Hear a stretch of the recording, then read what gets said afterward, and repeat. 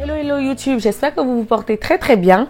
Avant de faire cette vidéo, enfin avant de commencer réellement cette vidéo, je voulais que vous partagez cette vidéo au maximum. Ça peut toucher d'autres personnes, ça peut les fortifier, ça peut aider. Donc n'hésitez vraiment pas à partager cette vidéo comme vous l'aviez déjà fait lors de la précédente vidéo où je vous l'avais demandé. Donc vraiment partagez, partagez, partagez.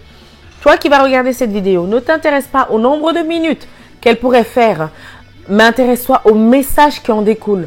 Ne t'intéresse pas juste à mon apparence ou ne te focalise pas sur ma personne, mais focalise-toi sur le messager. Focalise-toi sur celui qui parle en moi, l'esprit qui parle en moi, à savoir l'Esprit Saint qui nous provient de Christ. Nul ne vient au Père sans Christ. Donc, intéresse-toi vraiment à ça, c'est ça le plus important. Alors, oui, j'ai mes lunettes. En fait, je suis myope et astigmate. Et parfois, quand je les porte pas, bon, ça va, je vois quand même. Mais là, ces temps-ci, je ne vois vraiment pas grand-chose. Et j'ai trouvé que tu es myope et astigmate. Faut assumer, meuf. Voilà. Bref, c'est pas le sujet. Alors, après ces larmes de crocodile, je fais cette vidéo aujourd'hui. En fait, j'ai regardé une vidéo d'une fille qui s'appelle, enfin, sa chaîne c'est Sandra by Faith. Sandra by Faith. En fait, si vous voulez, j'ai reçu donc, elle parlait de son témoignage, son histoire. Ça m'a beaucoup touchée, beaucoup interpellée. Alors, il y a pas mal de témoignages qui m'ont interpellée. Mais celui-ci, en fait, aussi m'a interpellée aussi particulièrement parce que c'est un message. Vous avez parlé la dernière fois de Thierry Cop, là. Ouais, je vous avais parlé de lui. Et donc, ce témoignage-ci aussi, c'était une réponse, en fait. Et un message, entre guillemets. Et en fait, généralement, quand c'est comme ça, je refais une vidéo. Parce que voilà, ça m'inspire pour la vidéo suivante. Non pas que tous les témoignages m'inspirent pour mes vidéos. Ça me fortifie moi, évidemment. Tous les témoignages sincères. Mais maintenant, pour faire mes vidéos, j'ai parfois, voilà. On dit Dieu parle de plusieurs façons. Donc voilà, parfois c'est des réponses pour ma prochaine vidéo, pour moi-même, etc. Et là, ça a été vraiment une réponse pour moi-même. Un encouragement et aussi une inspiration pour ma prochaine vidéo. Puisque l'inspiration ne vient pas de moi. Sinon, je vois pas l'intérêt. Vu que c'est du Christ. Alors, donc, oui, c'est vrai que moi, je ne vous mets pas en texte les passages bibliques. Peut-être plus tard, je le ferai. Mais je vous mets généralement en texte dans la description où je vous dis. Donc, c'est vrai que les passages qui reviennent souvent sur l'amour et surtout ce que l'amour est, entre guillemets, l'amour qui doit être lorsqu'on a donné notre vie en Christ, se trouve souvent dans Corinthiens. Je crois aussi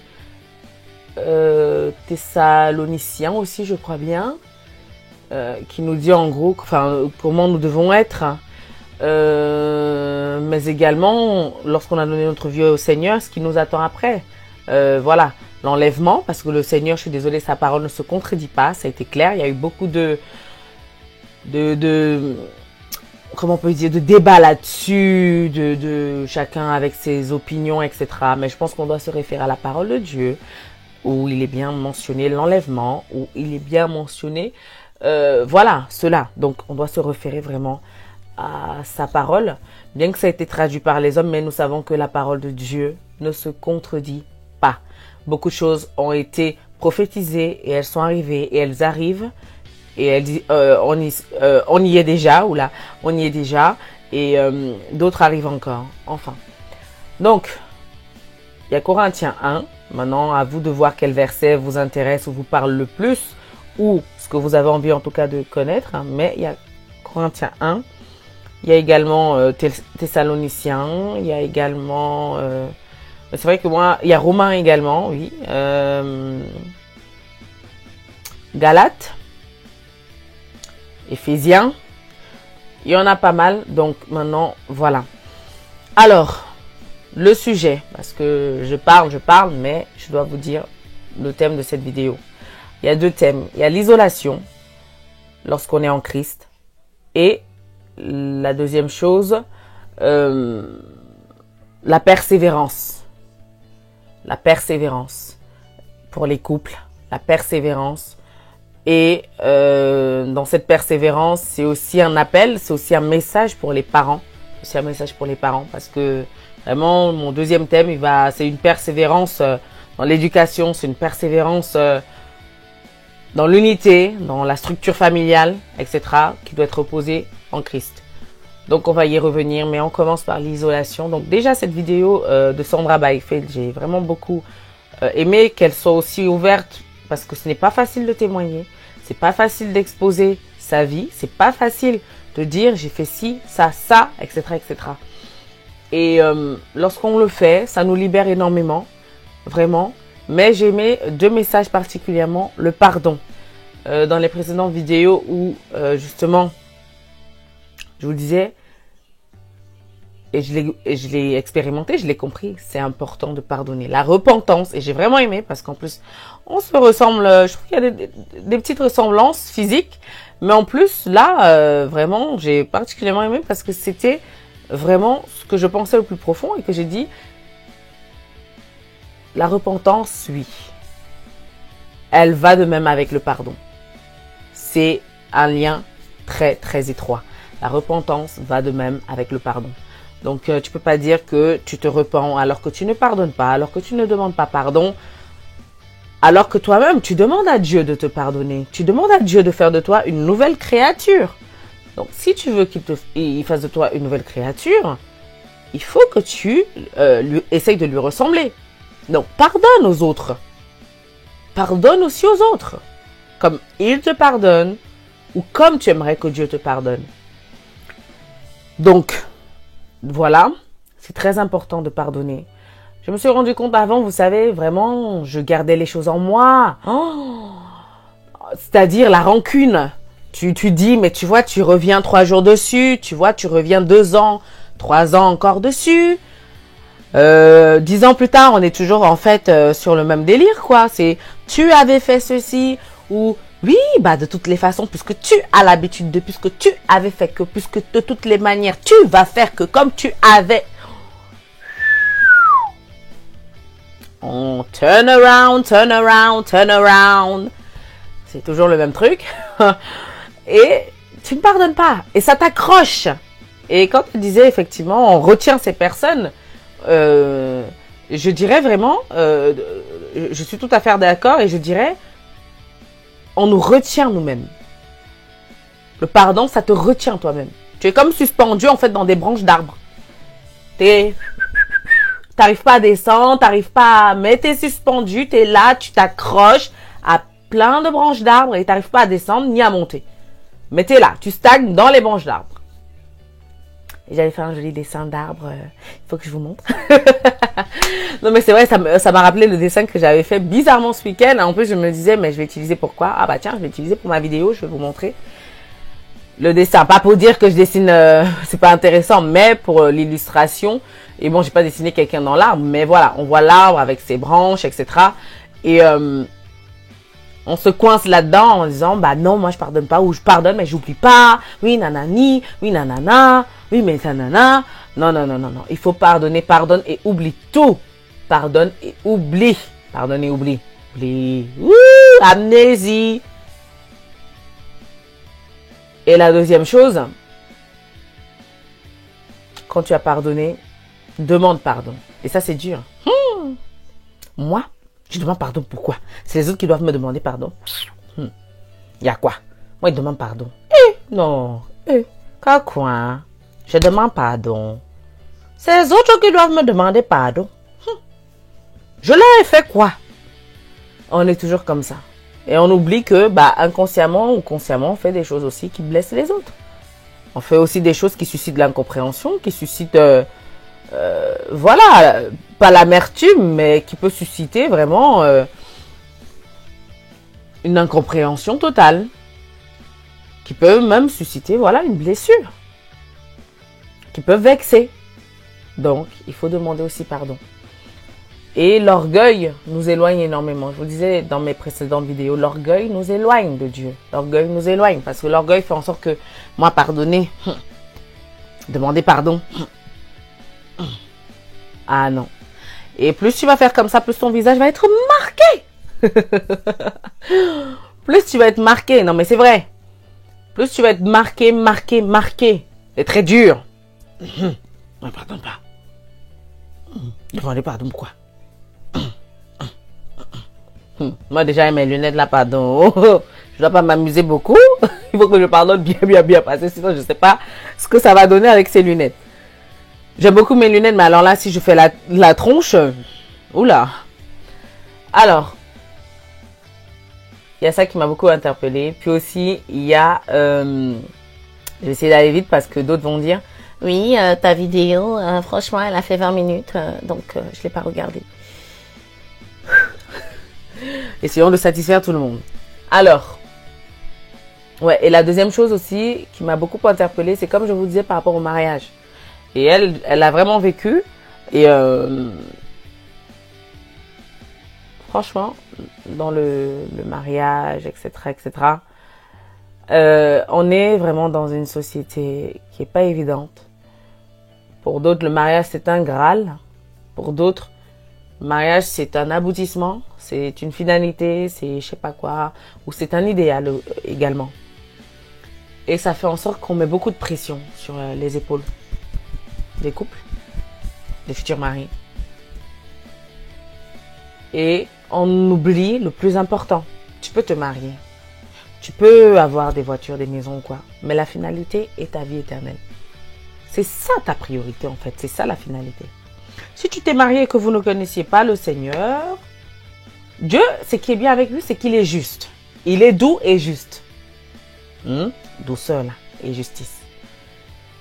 Donc si tu t'es marié, tu ne connaissais pas encore Dieu, etc. et que tu l'as connu plus tard, gloire à Dieu, il sait ce qu'il a prévu pour toi, il sait ce qu'il a prévu pour ton mari, il sait ce qu'il a prévu pour vous, et soyez fortifiés et surtout continuez dans la foi. Mais si tu as donné ta vie avant de te marier et que vous deux, vous n'avez pas donné votre vie au Seigneur, comme je l'ai dit dans la précédente vidéo, sincèrement, prends la décision de le suivre entièrement. C'est pas évident parce que souvent, on est avec le Seigneur, on vient en fait des fois avec le Seigneur, puis après on recule en arrière, puis on revient, etc. Mais lorsqu'on donne véritablement, parce que là j'ai vraiment expérimenté le fait de donner vraiment sa vie à Dieu et non de faire des va-et-vient. Coucou, à tout à l'heure, coucou, au revoir, coucou, au revoir, ça y est. Quand on donne vraiment sa vie, c'est pas coucou, au revoir, c'est que tu choisis une position. Il te tend la main, tu la saisis fermement. Et maintenant, vous allez parcourir le chemin ensemble. Et ça demande l'obéissance. Et elle insistait également sur ce point, l'obéissance. Donc 2 points. Déjà, premièrement, pardon, obéissance. Ensuite, maintenant, bien évidemment, tout ce que je vous ai cité. L'obéissance, elle est très importante. Parce que ça nous rend humbles. Parce que ça glorifie notre Dieu. Parce que ça laisse l'Esprit Saint qui est en nous guider, nous parler. Ça laisse en fait place à Dieu dans notre cœur. Voilà, ça instaure son trône dans notre cœur. Voilà. Donc ça m'a beaucoup plu. Et si vous voulez, donc voilà, pour en venir à donc l'isolation. L'isolation, pourquoi l'isolation? Et je savais que j'allais l'expérimenter. Je savais que lorsqu'on choisit d'être avec Christ, on passe par des moments parfois très difficiles où vraiment on se sent seul. Je suis seule au monde, oui. Où on se sent lonely. Oui, vraiment, on se sent vraiment lonely. Very lonely. Et je savais que ça allait arriver, je savais. Mais on se dit, enfin, moi je me disais, oui bon, ça devrait pas être trop dur. De toute façon, Dieu il va pas permettre que je souffre trop ou que ci ou que ça. Et de toute façon, il va m'aider. De toute façon, même si c'est très dur, il va m'aider et tout. Et c'est vrai qu'il m'a aidé. Et c'est vrai qu'il nous aidera toujours. Mais en fait, je le prenais un peu trop à la légère. Parce que quand c'est vraiment venu, laissez-moi vous dire, cher ami, que que ça n'a pas du tout été drôle. Vraiment, il y a eu des moments où je me disais, Seigneur, sors-moi de cette terre parce que j'ai l'impression d'être en un pré-enfer. J'ai l'impression d'être à un pré-enfer. D'être dans l'enfer avant l'enfer, quoi. Ou dans la jambe gauche de l'enfer. Dans le livre de Marieke Baxter, elle parle de jambes, etc., etc. Là, franchement, j'ai l'impression d'être dans la jambe gauche de l'enfer, déjà. Ou dans le ventre de l'enfer. Enfin, bref. Où vraiment, il y a eu des moments où je me disais, waouh, qu'est-ce que je fais là, Seigneur? Franchement, ne permets plus que je reste ici, j'en peux plus. Oh non. Puis tu penses à tes enfants et tout. Je peux pas être trop égoïste. Mais franchement, il y a des moments où tu te dis, non, mais Seigneur, là, s'il te plaît, non. Et puis, bon, il te raisonne et tout ça. Et je me suis vraiment rendu compte qu'effectivement, lorsque on est isolé, c'est pour encore plus glorifier notre Dieu. C'est pour le glorifier encore plus. C'est pour manifester encore plus notre foi. C'est pour montrer vraiment sa vraie valeur. Et croyez-moi, à chaque fois que dans des moments où vraiment vous avez le sentiment d'être seul, hein, d'être vraiment seul, que vous êtes marié. Je suis mariée. Ah oui, depuis que je fais les vidéos, je vous ai pas dit mon âge. Je vous laisse me dire quel âge j'ai. On ne demande pas l'âge à une femme. Non mais je déconne. J'ai 24 ans. Donc voilà, pour la petite info. Enfin, ça n'a rien à voir. Mais bon, bref. Je dis beaucoup de choses parfois qui n'ont pas grand chose à voir, mais qui ont tout à voir aussi.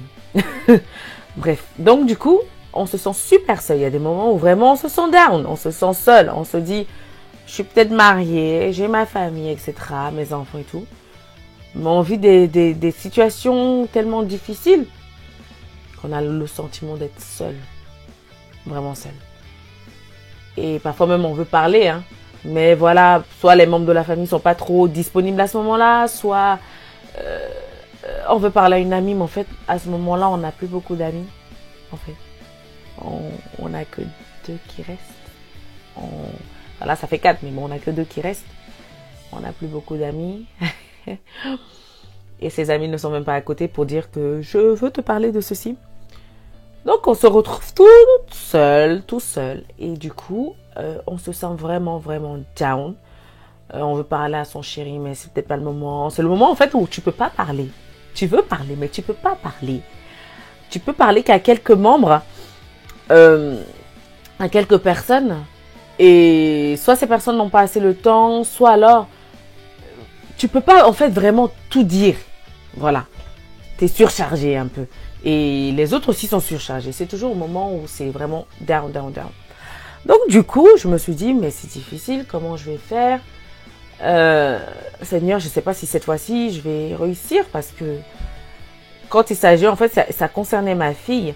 Et ma fille encore toute petite, ma fille, enfin, j'ai 2 filles. La deuxième, elle a donc, que vous connaissez, Jade, tellement on fait parfois des vidéos ensemble.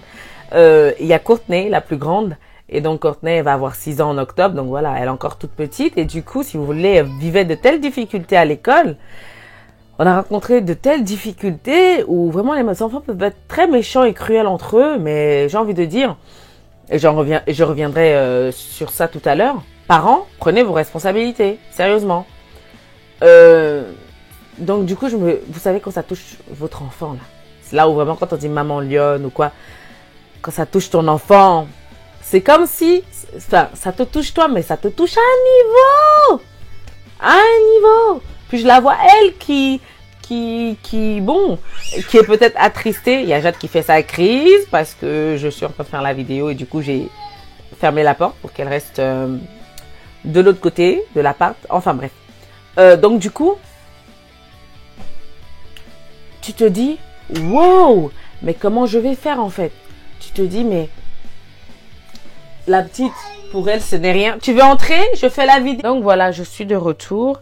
Donc comme je vous disais, parfois on vit des situations tellement difficiles, tellement ambiguës qu'on se dit, mais qu'est-ce que je vais faire? Est-ce que je vais tenir le coup? Est-ce que vraiment... Et là, je me suis dit, oh Seigneur, vraiment, c'est pas évident de te suivre parce que c'est à ce moment-là, comme par hasard, qu'on vit des choses vraiment difficiles. Et parfois même, justement, quand on jeûne ou où on est vraiment très concentré, vraiment sur sa relation avec Christ, où on vit des moments, mais Quand je vous dis on se retrouve seul, on reçoit un message de tel ami qui va peut-être te dire un truc qui va te blesser ou en gros tu vas pas comprendre forcément. Il se passe tant avec la petite, il se passe tant avec je ne sais qui. Je te dis wow. Et aussi il faut savoir que avec sa foi on est souvent isolé.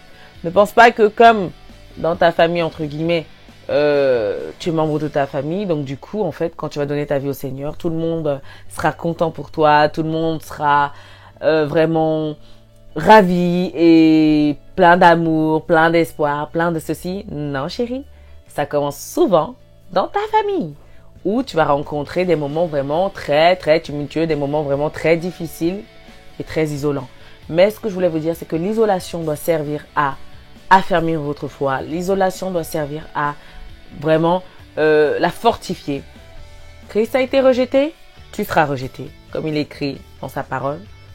Ils ont été contre Christ, ils seront aussi contre toi. Le monde aussi sera contre toi. Et le monde commence par tes personnes les plus proches, commence par les personnes qui te côtoient, commence par ce qui pourrait te faire très très mal. C'est-à-dire que peut-être on attaque ta fille d'une certaine façon ou ton fils, etc. Que si, que ça. Donc voilà, et là je peux vraiment le dire parce que je pensais plus que j'allais vraiment, pas que j'allais me dire oui je vais me suicider. Non, mais je pensais vraiment plus avoir vraiment la force, avoir la conviction. Je savais que Christ de toute façon allait m'aider. C'était vraiment ça, ma conviction elle était là. Que Christ de toute façon allait m'aider, que même si ça me fait très très mal, il va m'aider, il va me restaurer, il va m'aider à traverser cette étape parce que c'est ma seule force. Je ne peux pas de moi-même traverser cette étape. Je ne peux pas de moi-même dire oui, c'est bon, oui, c'est passé. C'est que lui qui peut m'aider à pardonner. C'est que lui qui peut m'aider à avancer. C'est que lui qui peut restaurer mon cœur. Et dès lors que tu te dis vraiment ça dans la sincérité, crois-moi que Christ, il t'élève. Quand on dit l'humilité précède la gloire, c'est vraiment la vérité. Et tu vas te rendre compte parce que là, lui laisse sa place. Et tu comprends que tu ne peux pas. Et tu comprends que tu l'aimes parce qu'il est ton Dieu. Tu l'aimes pour ce que il est. Le fait qu'il soit Christ. Tu ne l'aimes pas pour ce que il va te donner, pour ce qu'il va te produire, pour ce que il va. Tu l'aimes parce que tu sais que c'est ta force. Tu sais que c'est ton seul espoir. Tu sais que il est tout pour toi. Voilà, en fait. Donc, c'est un peu ça. Et je voulais vous dire, donc le deuxième message, j'ai essayé d'aller vite. Parents, vraiment, éduquons bien nos enfants. C'est très important parce que demain, ça a des dégâts incroyables. Ça a des séquelles terribles. D'ailleurs, dans son témoignage, elle en parle. Ça a des séquelles terribles. Vraiment, je vous encourage. Ce n'est pas facile. Dans notre société où, en gros, je suis désolée, maintenant, le rôle des parents, quelque part, est relayé au second plan. On nous dit, il faut travailler, il faut ci, il faut ça, il faut ça. Mais bien éduquer nos enfants, non. On nous montre plutôt que mal les éduquer, c'est devenu aujourd'hui bien les éduquer. Non, non, non. Vraiment, parents chrétiens, parents qui veulent connaître Christ, éduquons bien nos enfants. Bien éduquer son enfant, c'est de prendre le temps avec son enfant. Maman, c'est vraiment donner les bases solides et fixes à un enfant. C'est-à-dire l'amour, parce que l'amour répare, l'amour restaure. Ce sont des trésors. Christ nous a donné ça. Ce sont des trésors. On doit les chérir. Je dis toujours d'une manière un peu humoristique que Christ nous a donné ces trésors et qu'on doit lui les retourner en bonne et due forme. C'est-à-dire que pour moi aujourd'hui, il n'est plus admissible qu'il m'a relevé. J'étais brisée. J'étais vraiment affligée. Il m'a relevé. Il me restaure. Je n'ai plus d'excuses pour que ma fille, pour que je ne l'éduque pas de telle façon à ce qu'elle comprenne qui est Christ, à ce qu'elle comprenne le rôle de la prière, du jeûne, etc., etc. Donc, moi je dis, notre problème dans nos sociétés, c'est qu'on ne veut plus laisser la place de Dieu. Dieu, il n'a plus de place dans nos vies. Dieu n'a plus de place dans nos écoles. Dieu n'a plus de place dans nos institutions, pardon. Dieu n'a plus de place dans nos médias. Dieu n'a plus de place dans beaucoup de choses de nos vies. Ce n'est pas normal. Ce n'est pas normal. Et à cause de cette anormalité, il y a une anarchie, il y a une folie où le mal est transformé en bien. Je suis désolée. Où le mal est transformé en bien. Élever mal ses enfants est considéré comme bien les élever. Ne pas parler de Dieu. Ne pas leur montrer l'amour de Dieu, le respect pour les autres. Comment réellement vivre en société selon l'amour de Dieu. Pas selon nous. Fais pas ci, fais pas ça, nanani. Mais selon l'amour de Dieu, non. Mais par contre, tout le contraire, oui, oui, oui, oui, oui. Apprendre à des jeunes enfants ce qu'ils n'ont pas besoin de savoir pour le moment, ce que papa, maman font, ce que si, ça on apprend. Très tôt. Ça, ah oui, ça c'est bien, oui, il faut qu'ils connaissent quand même, hein, oui. Dès 4 ans, voire 5 ans, il faut qu'ils connaissent, hein. Non, je suis désolée. Du coup, on n'est plus dans une société où les enfants ont leur place d'enfant. J'ai vécu et expérimenté une société qui nous pousse à être adultes très rapidement. Les dégâts, c'est que justement, et ça a été mon cas, on va vite forniquer. On va vite être vraiment dans le péché. Pour d'autres, vont vite consommer de la drogue, vite consommer de l'alcool, vite, ceci, vite, vite, vite. Enfin, on fait tout de manière rapide, sans réfléchir. Et après, il y a les conséquences de tout cela. Et ensuite, gloire à Dieu, j'ai donné ma vie au Seigneur. Mais d'autres n'ont pas donné leur vie au Seigneur, ils sont morts. Et où est-ce qu'ils vont? C'est en enfer. C'est en enfer. Moi, je suis désolée. Comme tu ne maîtrises pas, toi qui dis que Dieu n'existe pas, toi qui dis que tu ne crois pas en Dieu, que s'il existait, ça serait tintintin. Tu lui as laissé quelle place dans ta vie pour te prouver qu'il existe ou pas?